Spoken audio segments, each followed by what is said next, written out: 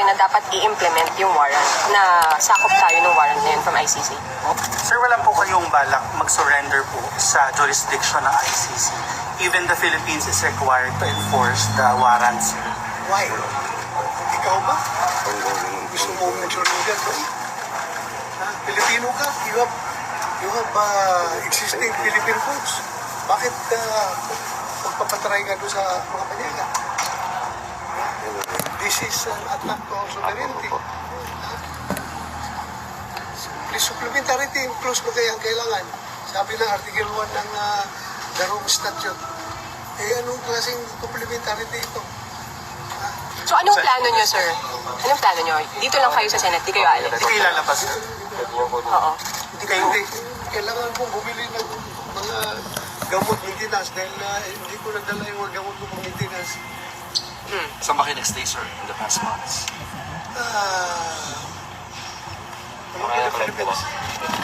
Sabi ni Senator Robin, nagpunta daw kayo ng bundok.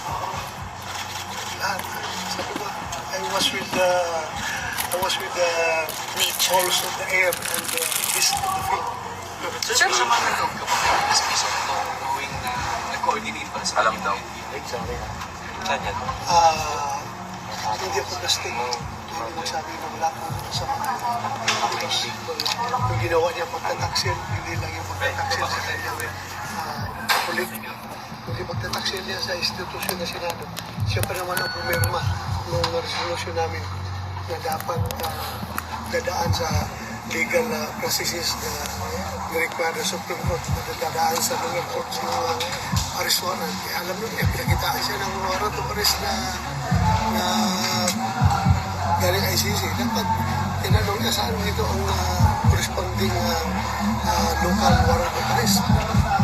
Sir, worth it po ba yung paglabas ninyo kahapon? Kasi yung the past 6 months, kalmado kayo, walang naghahanap sa inyo, walang naghahabol sa inyo. Pero kahapon, isang araw lang kayo lumabas, pero yung habulan, yung pressure, yung stress po sa inyo. Everything happens for a reason. Everything happens for a reason. At mga desisyon niya din, lahat na pangyayari sa ating buhay, siya nag-decide yan. Siya nag-decide. So whatever happens to my life, after serving this country faithfully, after, since second lieutenant ako, buhay ko palagi nasa danger sa aking tutupad ng aking tungkulin. Yeah. President Duterte, not for me, but for every Filipino na dapat ang kanyang kapakanan ay pangalagaan ng ating gobyerno. So kung maglabas ang local court, sir, ng warrant against you, susunod kayo? Andiyan na yan. Andiyan yung decision ng we will cross the bridge, we will get there. Sir, you have an appeal to the President? Nag-appeal kayo sa President? Yes. Lahat ng interview ko, nag-appeal ko sa kanya, Mr. President, sir, alam ko wala kang personal na galit sa akin. Alam ko yan. Wala kang personal na galit sa akin. Sana naman, bilang ama ng ating bansa, alagaan mo yung mga anak. Yung mga anak. Alagaan mo lahat ng Pilipino. Sana, the role of the government is to take care of its people. Sana alagaan mo ka rin kung kami ibigay doon sa mga dayuhan. Dapat mo sa kanya. Sabi hindi lang para sa akin, hindi sa lahat ng Pilipino. Huwag niyo po ipagkanulo ang inyong kapwa Pilipino sa mga banyaga. At alam mo, sir, kung anong paghirap mo sa serbisyo. Ginawa kong lahat para sa bayan, hindi yung para sarili ko. Hindi yung para sa sarili kong kapakanan. Hindi ako nagpayaman sa serbisyo. Trabaho, gusto, faithfully. Sir, ano masasabi? Kaya itong appeal ko dito, sa kanya, hindi lang na para sa akin. Ano rin siya? Lahat ng mga Pilipino na malagay sa ganitong sitwasyon. Hindi natin alam. Pagdating ng araw, ikaw rin, Mr. President, haharap sa ganitong sitwasyon. Ikaw rin, Mr. President, ang problema na ganito. Mamalaman mo. You will feel what I feel right now. Bakit kayo naiyak, sir? Ha? Bakit po kayo naiyak? Tao lang ako. Hindi ako robot. Hindi ako makina. How's your family? My appeal is sincere to the President. How's your family? And what do you feel, sir? Sabi mo kanina, kung nararamdaman lang ng Pangulo ang nararamdaman mo. How would you describe how you feel, sir? Very low. The lowest point of my life. Ikaw ba naman? Ikaw ba ang gusto mo? I have said, yung aking servisyo talaga. Yung aking, yung ideals ng TMA, courage, integrity, and loyalty, isinisabuhay ko yan. Lahat. Lahat ginawa ko. Tapos, ngayon, ganito mangyari sa akin. Sir, Kaya na,